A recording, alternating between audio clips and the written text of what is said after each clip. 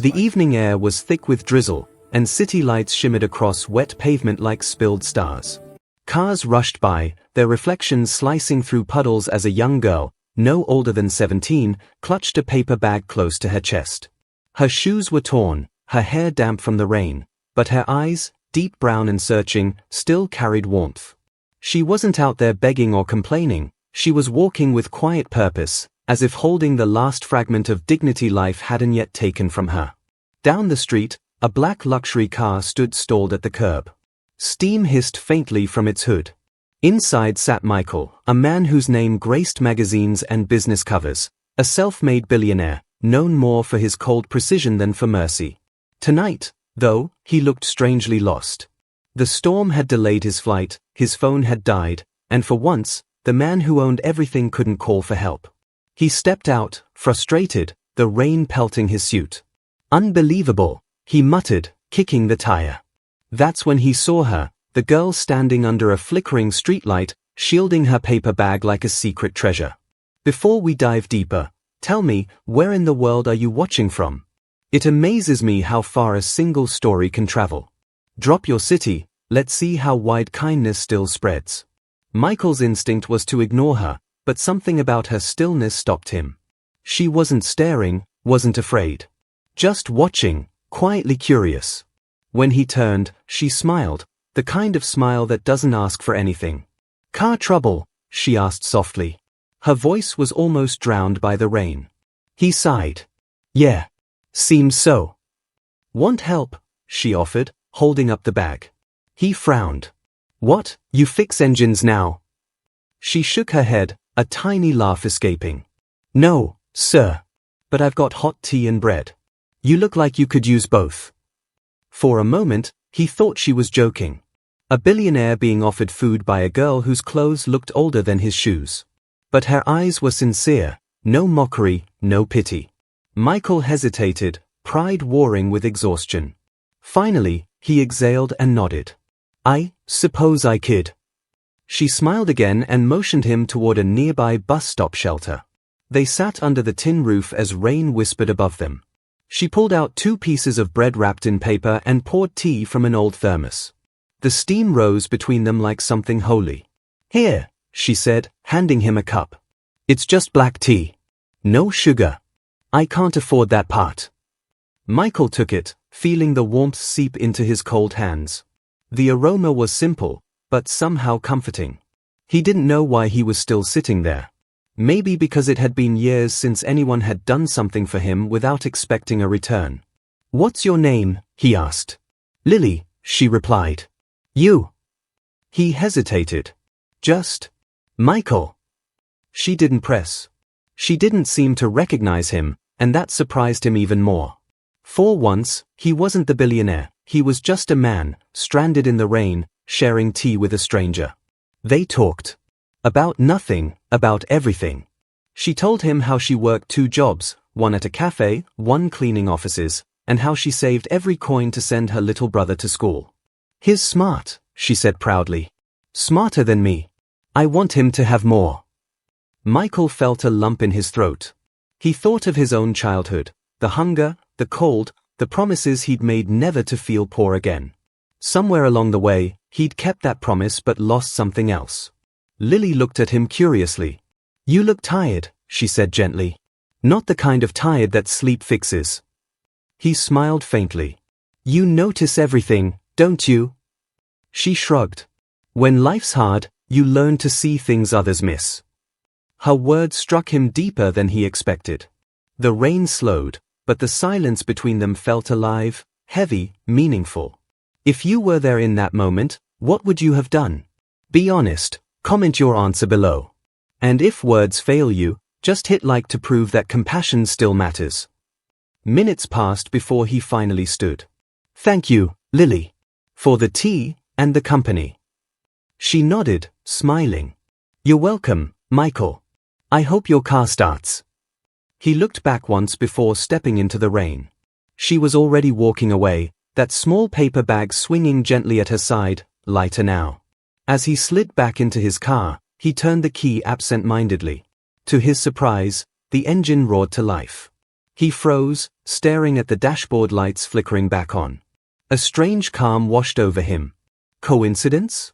Maybe. But something inside whispered otherwise. He didn't drive off right away. Instead, he watched through the window as Lily disappeared into the shadows of the street, that small figure against the city lights, carrying more grace than anyone he'd met in years. For the first time in a long time, Michael smiled, not the polite, practiced kind, but something real. He didn't know it yet, but this night was about to change everything. Michael couldn't sleep that night. The storm had passed, but the sound of the rain still echoed in his mind, soft, rhythmic, haunting. He sat by the window of his penthouse, the skyline glittering beneath him like a field of diamonds. Yet, he felt none of its beauty.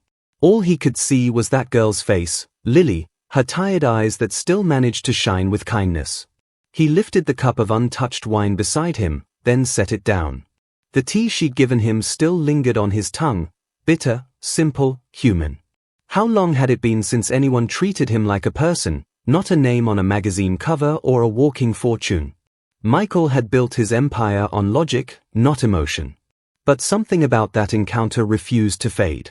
He wanted to know more, who she was, where she lived, why she offered help to someone she didn't know. And more than that, he wanted to understand what he had felt in that moment, a strange warmth that no wealth could buy. The next morning, instead of heading straight to the office, he told his driver to take a detour. Downtown, he said quietly. The old district, near the bus stop by Eastern Street. The driver glanced at him in the mirror, confused but silent. When they arrived, Michael stepped out and looked around. The same cracked pavements, the same rusted shelters. Only this time, daylight exposed the truth of the place: peeling walls, stray dogs, worn faces rushing to jobs that barely paid enough to survive. He walked for nearly an hour before spotting a familiar figure, Lily, sitting behind the counter of a small bakery, handing a child a loaf of bread wrapped in paper. Her smile hadn't changed. He watched for a moment before stepping inside. The bell above the door jingled softly. Lily looked up. Her surprise was instant but pleasant. "Michael? You found me." "I wanted to thank you properly," he said. "And to return this." He placed a small envelope on the counter. She frowned. "What's this?" "Payment," he replied. "For last night's kindness." Lily shook her head immediately. "I don't want your money." "It's not much," he said gently. "Just a token of—" She interrupted, her tone firm but kind. "If I took it, it would mean what I did was for that. It wasn't. You needed help, so I helped. That's all." Michael stared at her, struck by her pride, not the arrogant kind, but the pure kind that refuses to sell its soul. "You're different," he murmured. Lily smiled faintly. "No. I'm just trying to be human." The words hit harder than she could have known. He nodded slowly, slipping the envelope back into his coat. "Then at least let me buy something." She laughed softly. "That, you can do. Bread's $1. He handed her a 20. She tried to give him the change, but he shook his head. "Keep it. Call it advance payment, for the next person who can't afford one." Lily's expression softened. "That's kind of you." He met her gaze. "Not as kind as you were. Have you ever had someone help you when no one else would? Write yes and tell me their name. Maybe gratitude can travel further than we think." Over the next few weeks, Michael found himself visiting that small bakery often. At first, it was excuses, to buy bread, to grab coffee, to check in. But soon, it became more than that. He listened to her stories about her little brother, Eli, who loved to draw but couldn't afford art supplies. She spoke of her mother, sick and bedridden, and how every paycheck was split between medicine and rent. Lily never complained. She smiled through it all, a quiet resilience that humbled him. One evening, as the sun melted behind the city skyline, Michael helped her close the bakery. The street lights flickered on, painting the pavement gold. "Why do you keep coming here?" she asked, locking the door. He hesitated. "Because you remind me what it's like to care about people again." Her eyes softened, and for a moment, silence held them both. Then she smiled faintly. "Maybe you just needed a friend." "Maybe I did." The next day, he asked his assistant to gather information discreetly about Lily's neighborhood, her debts, her mother's medical condition. He told himself it was just curiosity, but deep down, he knew it was more. When the reports came in, they hit him like a punch to the chest: unpaid bills, eviction notices, hospital letters. Lily was drowning silently, yet she still found a way to help others. That night, Michael stared out over the city again. The lights that once made him proud now looked distant and meaningless. He thought of all the people he'd ignored on his climb to the top, the workers, the clerks, the faces that never made it to his world. And in that reflection, he saw his own emptiness. He picked up his phone and made a call. "I want to visit someone," he said. "Tomorrow." Quietly. No press. As he ended the call, he whispered to himself, "It's time I repay a kindness the right way." But he didn't know then, what waited for him the next day would shake him to the core, forcing him to see not just Lily's truth, but his own. The morning sun stretched across the cracked pavements of Easton Street as Michael's car pulled up quietly in front of the old apartment block. He stepped out without his usual entourage, dressed simply in jeans and a plain shirt. He wanted to be unseen, ordinary. For once, he didn't want to be Mr. Shaw, the billionaire. He just wanted to be Michael, the man Lily had seen beneath the armor of success. The building was worn and tired. Paint peeled from the walls, and broken mailboxes hung crooked in the hallway. Children's laughter echoed faintly from upstairs, small bursts of joy in a place that knew too much struggle. As he climbed the stairs, carrying a bag of groceries and a bouquet of lilies, he felt his pulse quicken. He stopped at door 3B, the one with faded numbers and a paper heart taped near the handle. He knocked softly. A young boy opened it, Eli, with big, bright eyes that looked like his sister's. "Hi," the boy said, cautious but polite. "Hi there. Is Lily home?" Eli nodded, calling out, "Lily. Someone's here." She appeared moments later, wiping her hands on her apron, surprise washing over her face. "Michael? What are you?" He smiled awkwardly. "Just thought I'd return the favor. You offered me tea, I figured I'd bring breakfast." Her brow furrowed. "You didn't have to." "I wanted to," he replied simply. "And flowers. Because, well, your name." Lily chuckled softly, taking them with gentle hesitation. "You're strange, Michael. But, thank you." Inside, the apartment was small but tidy. The walls were lined with old photographs, a few of Eli's crayon drawings, and a small table cluttered with medicine bottles. A frail woman lay on a couch nearby, her smile weak but kind. "Mom, this is Michael," Lily said warmly. "He's a friend." Michael nodded respectfully. "It's nice to meet you." Her voice was soft. "You must be the man my daughter helped in the rain." He froze. "Know about that?" Lily smiled. "I told her. It was a special night."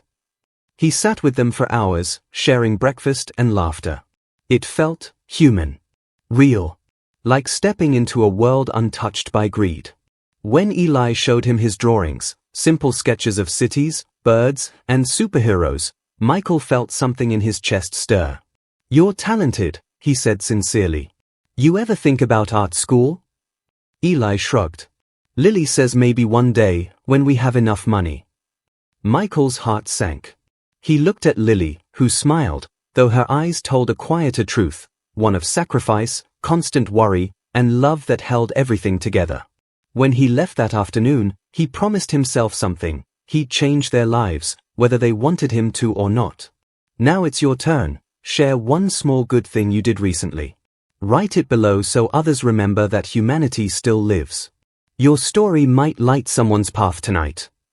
The next week, Lily came home to find a brown envelope slipped under her door. Inside was a note that read, "For Eli's dreams, from someone who believes in them." And beneath it, a check, enough to pay for an entire year of art school. Her hands trembled. She didn't need to guess who it was. The next morning, she stormed into the bakery, cheeks flushed, eyes fierce. Michael was already there, seated by the window with his usual coffee. "You had no right," she said firmly, holding the check. He looked up calmly. "I had every right to help someone who helped me." That's not how it works, she snapped. I didn't do what I did to get rewarded. He stood slowly. Then think of it not as a reward, but as balance. You gave when you had nothing. Let me give when I have everything. Her voice cracked slightly. You don't understand. Accepting help makes me feel human, he interrupted softly. Because that's exactly how you made me feel. For a moment, her anger dissolved into silence. The weight of his words hung between them, heavy and true. Lily lowered her gaze. Why are you doing this, Michael? He exhaled, a long, tired breath. Because for years, I thought money could fill every emptiness.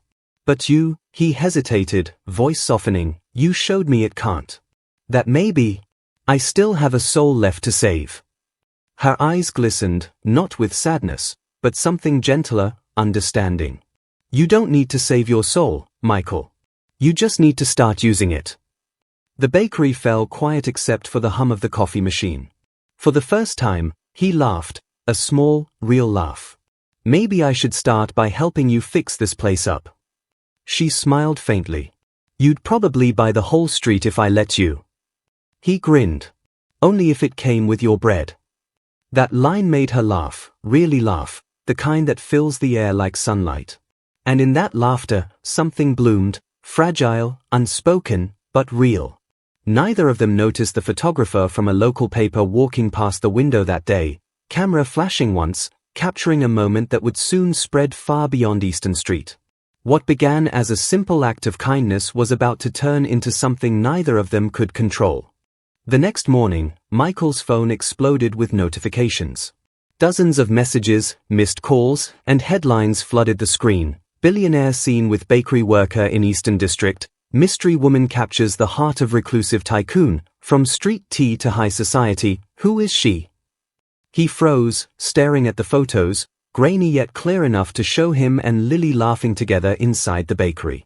The image was everywhere. Overnight, a private moment had turned into a public spectacle. Michael's assistant called, panicked. Sir, the press is going crazy. They think you're dating some local girl. Investors are calling for statements. Michael hung up mid-sentence, running a hand through his hair. The walls of his penthouse felt smaller than ever. He wasn't angry at Lily, she didn't do this. But he knew how ruthless the media could be. He drove straight to the bakery. The place was crowded, not with customers, but with people holding phones, whispering, recording. Lily stood behind the counter, pale and trembling as flashes went off through the window. When she saw him, her relief was instant. Michael, what's happening? He moved to her side. It's my fault. Someone took our photo. It's everywhere. Her voice broke. They're calling me a liar, saying I made this up to get famous. He clenched his jaw, fury simmering beneath his calm tone. No one's going to hurt you. I promise. But it was too late. Within days, reporters camped outside her apartment. Customers stopped coming to the bakery, afraid of the crowd. Eli's schoolmates whispered, teachers stared, and Lily's mother's health began to worsen from the stress. Michael tried everything, paid for private security, made public statements denying any scandal, but the damage was done. The internet had already turned their kindness into gossip. He met Lily in a quiet park one evening, under the dim glow of streetlights. Her hands were trembling, her eyes tired from endless judgment. Michael, I can't live like this, she whispered. Everywhere I go, they point, they talk. I didn't ask for this life. I know, he said softly, guilt clawing at him. I was trying to help, and I ruined everything. She shook her head. You didn't ruin it. The world did. They can't believe that someone rich and someone poor could just be kind to each other. He looked at her then, really looked, and in her exhaustion, he saw strength. Then let's show them they're wrong, he said. Let's show them kindness isn't a transaction. If that moment hit you hard, leave a red heart hash. Sometimes one little symbol says what our hearts can't. A week later, Michael did something unthinkable for a man of his stature. He went live on national television. No PR filter, no script. Just him. He told the story exactly as it was, how a poor girl offered him tea when he was stranded in the rain, how her act of kindness changed him, how she never once asked for anything. She didn't want fame or money, he said, his voice steady but filled with emotion. She reminded me what humanity feels like. And if you can't see that, maybe the problem isn't her background, it's ours. The world listened. Some mocked him, others applauded. But most importantly, people felt. Something raw, something real. The bakery slowly reopened. Customers returned, not because of pity, but because they wanted to meet the girl whose kindness had touched a billionaire's heart. Donations poured in, offers for help, letters from strangers around the world who said her story made them believe in goodness again. But for Lily, the attention was still overwhelming. She avoided interviews, declined brand deals, and chose instead to keep doing what she'd always done: serve bread, smile at strangers, and save for Eli's future. One evening, as the chaos began to fade, Michael visited her again. The bakery smelled of fresh loaves and cinnamon. "I owe you an apology," he said quietly. She turned, wiping flour from her hands. "You don't owe me anything. You stood up for the truth. That means more than you think." He hesitated. "Still, I hate that I dragged you into my world." Lily smiled faintly. Maybe the world needed to see that billionaires can bleed and poor girls can heal them. Michael laughed softly, shaking his head. "You always know what to say." "Only because I mean it." He looked around the bakery, new shelves, fresh paint, smiling customers. It felt different now, warmer, brighter. But just as he was about to speak, Lily's phone rang. Her smile faded instantly.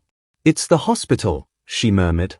The next moment, she was gone, apron tossed aside, rushing out the door into the night, with Michael following close behind. He didn't know it yet, but this would be the night that shattered him, the night where kindness would be tested in its truest, cruelest form. The hospital corridors smelled faintly of antiseptic and rain-soaked clothes. Lily ran through them, breathless, her shoes squeaking against the tiled floor. Michael followed close behind, his heart hammering, not from the pace, but from fear.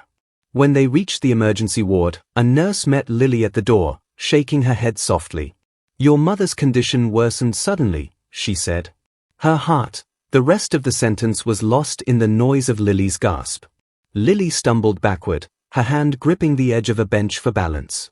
Michael caught her before she fell, holding her shoulders as her world cracked silently in front of him. "No," she whispered, voice breaking. She was getting better, she was. The nurse placed a trembling hand on Lily's arm. "I'm so sorry." Michael could only stand there, helpless. A man who could move markets with a call, who could rebuild cities, now stood powerless before something no money could fix: loss. Hours passed in a blur. Rain lashed against the hospital windows as the world outside moved on, uncaring. Inside, Lily sat beside her mother's still body, fingers tracing the lines of her hand. "She always said kindness was strength," she murmured. "But why does it hurt this much?" Michael didn't answer. He simply sat beside her, silent, allowing her grief to fill the air. When dawn arrived, soft and grey, Lily finally stood. "She'd hate to see me cry," she said quietly. "She'd tell me to bake bread and smile." Michael's eyes glistened. "Then we'll do that, together." But she didn't look at him. "You should go, Michael. You don't have to carry my pain." "I want to," he said, his voice barely above a whisper. Her eyes met his, tired, but resolute. "You can't fix everything. Sometimes love means stepping back, not forward." He swallowed hard, but nodded. He understood. Or at least, he wanted to. That night, Lily returned to an empty apartment. Eli was asleep, his little chest rising and falling softly. She tucked him in, brushing his hair back gently, and for the first time in years, allowed herself to cry, silently, endlessly, into the sleeve of her worn sweater. Across the city, Michael sat in his office, staring at the skyline again. He thought of calling her but didn't. Instead, he opened a blank document and began typing, "Lily's Foundation for Hope." He didn't know how yet, but he knew he wanted her mother's name to live on, in every heart that still believed kindness mattered. Days blurred into weeks. Lily kept working, quieter now, but steady. The bakery ran again, and Eli's art grew bolder, more colorful, filled with skies and light. She smiled for him, though her eyes often drifted to memories she couldn't erase.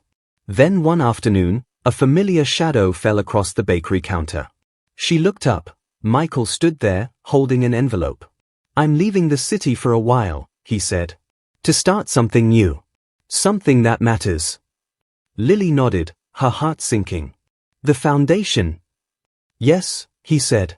"But it's more than that. It's for people like you, people who give without asking. I named it after your mother." Her lips parted, tears forming. "You didn't have to." "I did," he interrupted gently. "She saved you. You saved me. It's only fair she saves others now." She stepped closer, eyes shining. "You're a good man, Michael. Even if you don't always believe it." He smiled faintly. "You taught me how." The air between them felt heavy, full of things unsaid, emotions unspoken. He turned to leave, but she stopped him with a whisper. "Michael, thank you." He nodded, his voice soft. "No, Lily. Thank you for seeing the man behind the name." As he walked away, she watched through the window, his figure dissolving into the golden evening light. It hurt, but it also felt right. Sometimes, love wasn't about possession, it was about transformation. Be honest, could you forgive after what they did? Type forgive if you could, or never if it would break you too deeply. Weeks passed before they spoke again.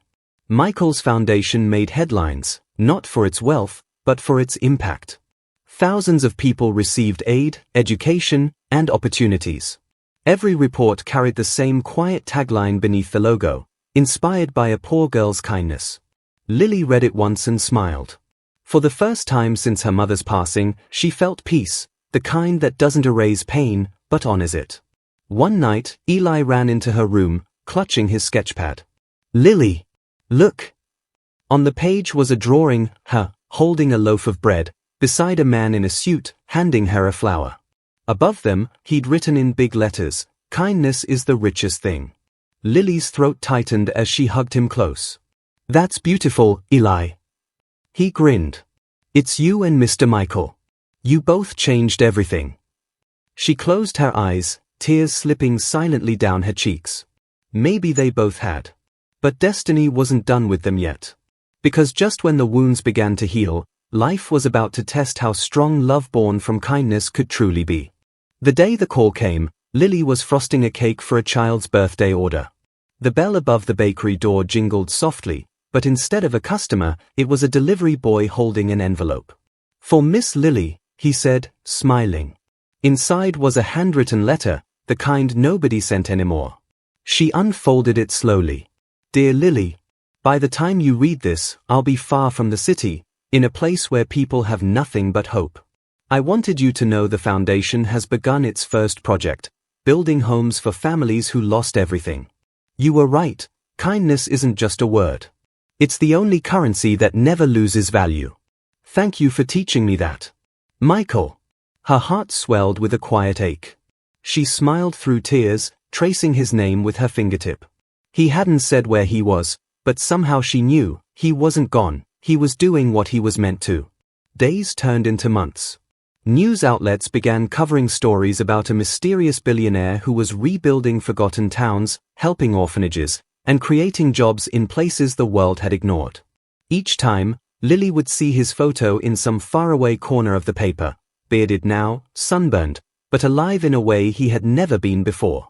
And every time, she'd whisper to herself, "Keep going, Michael. You're making her proud." One evening, as she was locking up the bakery, Eli came running toward her, waving his sketchpad again. "Lily, look at this." He showed her a new drawing, of a big house surrounded by smiling people, and above it, the words "Home of Kind Hearts." "Where did you see that name?" she asked. "It's on the news," he said excitedly. "They said a man named Michael built it." Her chest tightened with pride and pain all at once. That night, she stood by her window, watching the same city lights that had once held her sorrow. She whispered softly into the quiet, "You kept your promise." But then, one rainy afternoon, the bakery door opened again, and there he was. Michael looked older, thinner, but his eyes were the same, kind, searching. "Hi," he said, voice trembling. "You still make that terrible black tea?" Lily froze, her hands trembling. "Michael!" He smiled. "I couldn't stay away forever." She ran to him, hugging him tightly, the flour from her apron smudging his dark coat. Neither of them spoke for a long time. The world seemed to still around them. When they finally pulled apart, he looked around the bakery and said, "You did all this yourself?" She nodded. "We kept it going. People come here because they say it feels peaceful." "That's because your kindness is still in the walls," he said softly. They sat together at the same table where it all began, tea between them, steam rising like memory. "Why did you come back?" she asked. Michael looked down at his cup, his voice low. "Because I realized helping the world doesn't mean leaving behind the person who helped you first." Her breath hitched. "I built the houses, started the programs, but none of it felt complete. Every time I saw someone smile, I thought of you. Every time I handed out food, I remembered your bread. You changed me, Lily. I needed to tell you that face to face." She blinked back tears. "You didn't have to. I already knew." He chuckled softly. "You always do. If you believe love still wins, comment amen.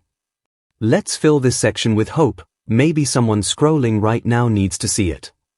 They spent hours talking, about Eli's art, about the foundation, about life after loss.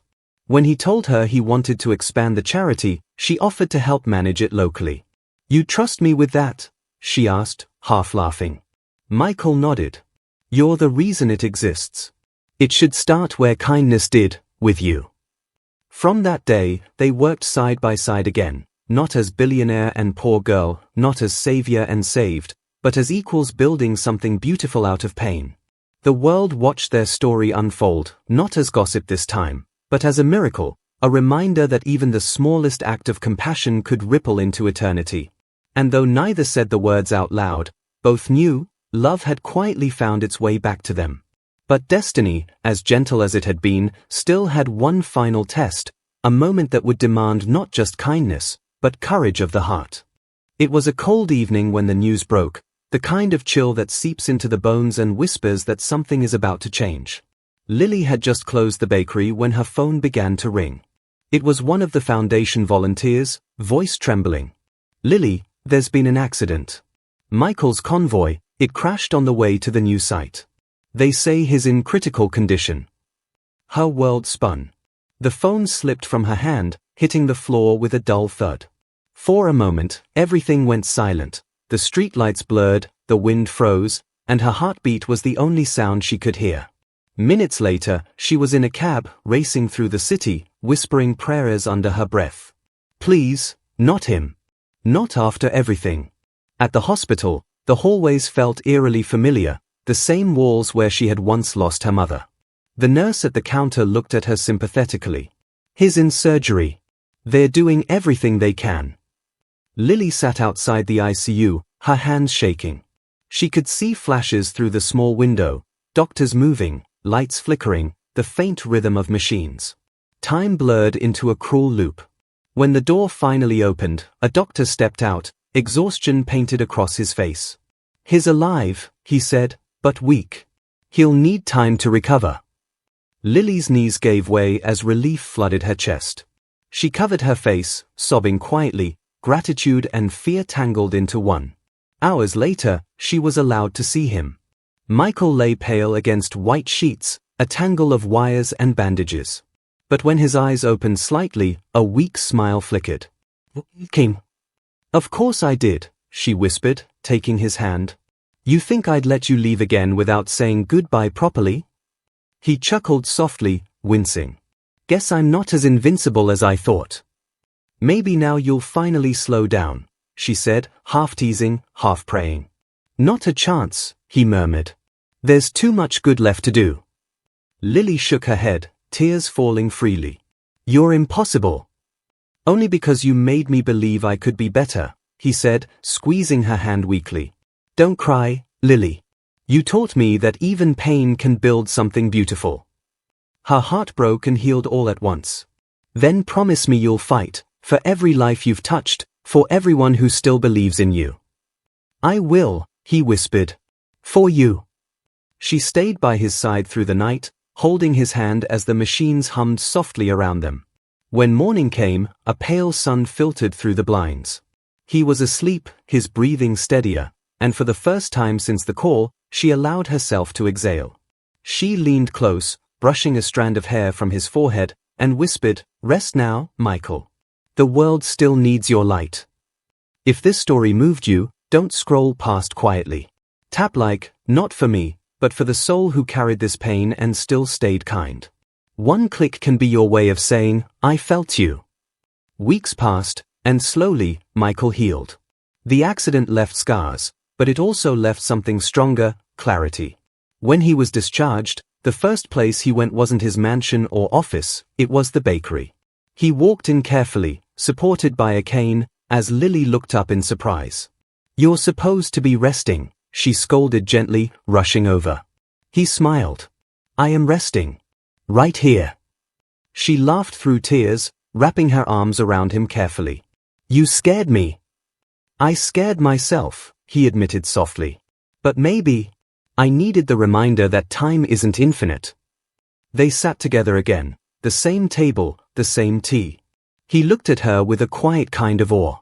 "Do you realize what you've done, Lily? You turned a lost billionaire into a human being again." She smiled faintly. "No, Michael. You did that yourself. I just reminded you how to feel." The bakery bell rang as customers walked in, greeting them with warmth. Outside, the city glowed under a soft winter sun, alive with possibility. Lily looked at him, her voice gentle but sure. "So what now?" He took her hand, eyes steady. "Now, we live. Not for money. Not for fame. But for all the moments we almost lost." And for the first time, she believed they truly would.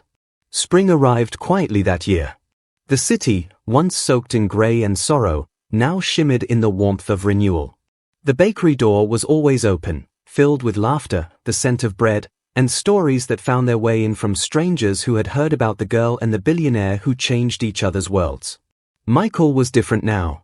He walked slower, spoke softer, and smiled more.